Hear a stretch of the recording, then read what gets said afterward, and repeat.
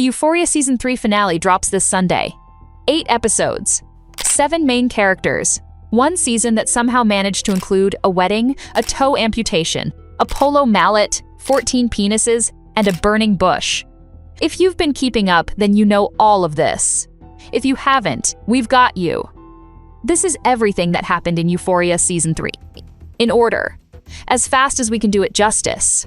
So you walk into Sunday's finale knowing exactly what's at stake. The setup, where everyone landed. The time jump. Season 3 picks up 5 years after Season 2.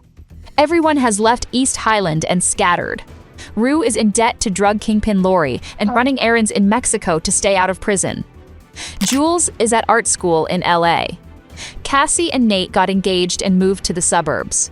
Maddie is in Hollywood juggling side hustles and a talent agency day job. Lexi is working as a TV assistant, and Fez is in prison. The season's theme, stated up front by Rue, consequences. You can only outrun your mistakes for so long. Episodes 1 and 2, The World Resets. Episode 1, Andela. The premiere opens with Rue literally crossing the US-Mexico border wall, Looney Tunes style, according to half the internet. She's delivering drugs for Lori.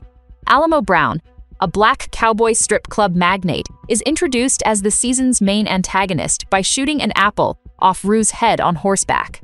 He is immediately a lot. Meanwhile, Cassie and Nate are arguing about wedding flowers. The budget has spiraled. A retirement community Nate promised investors doesn't exist yet because of some endangered flowers blocking construction. This will become relevant. Episode 2, America My Dream. Jules is introduced at art school, anxious and struggling to make work that feels honest. Maddie is in Hollywood, managing other people's dreams while quietly not having her own.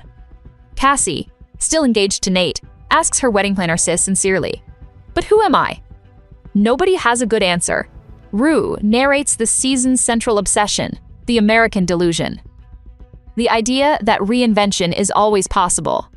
That the next version of yourself is the one that finally works. Episode 3, The Wedding. The wedding episode. Cassie and Nate get married. Nate smiles throughout, which, per Jacob Elordi, is the tell. Not happiness, a more sophisticated mask. Cal Jacobs shows up, gets drunk, and tells Jules the police never got the tape he filmed of them, which means Nate must have destroyed it. Jules steps outside with Nate for a cigarette. The weight of what goes unsaid is enormous. Maddie arrives looking incredible. Marcia Jacobs makes a pointed dig in the speeches. Maddie watches, says nothing, calculates.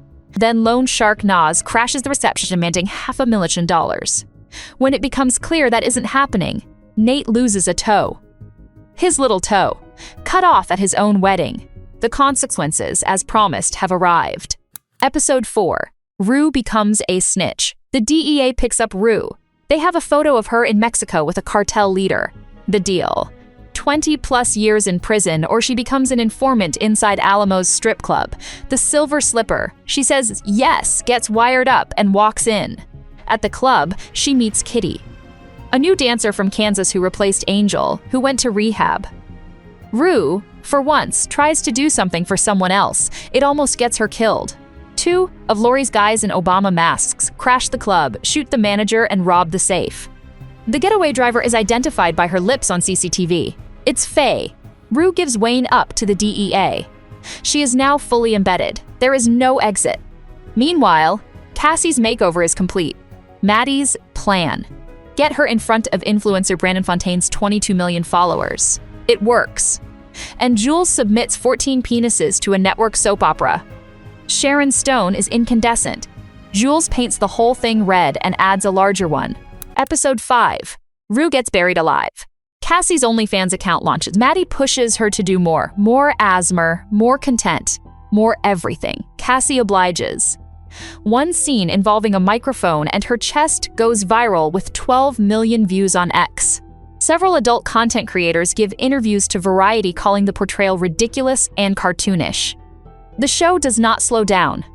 Alamo has figured out Rue is working with the DEA. Magic tipped him off.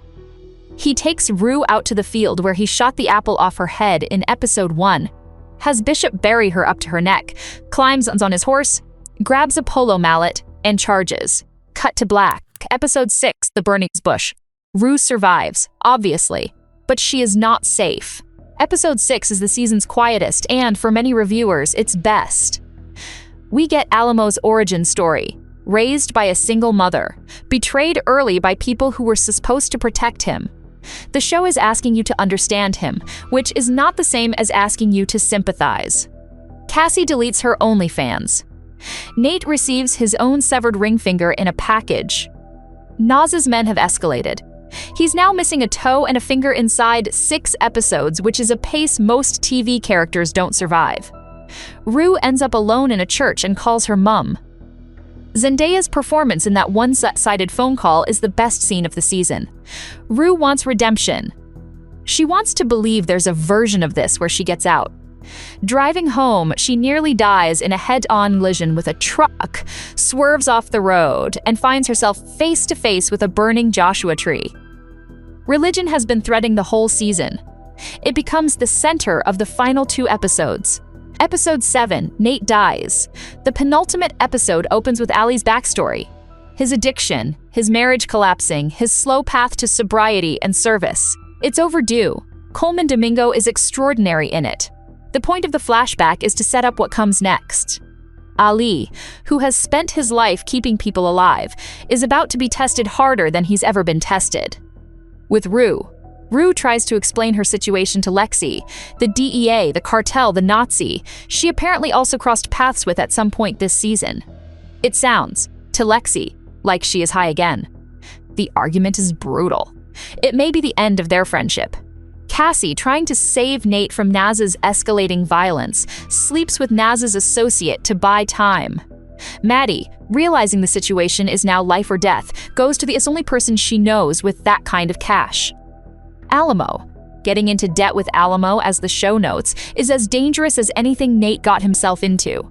And then, Nate Jacobs dies. Naz has had him buried alive in a coffin. The escape plan fails. High school psychopath, failed property developer, husband for approximately 1 episode before losing a toe, gone.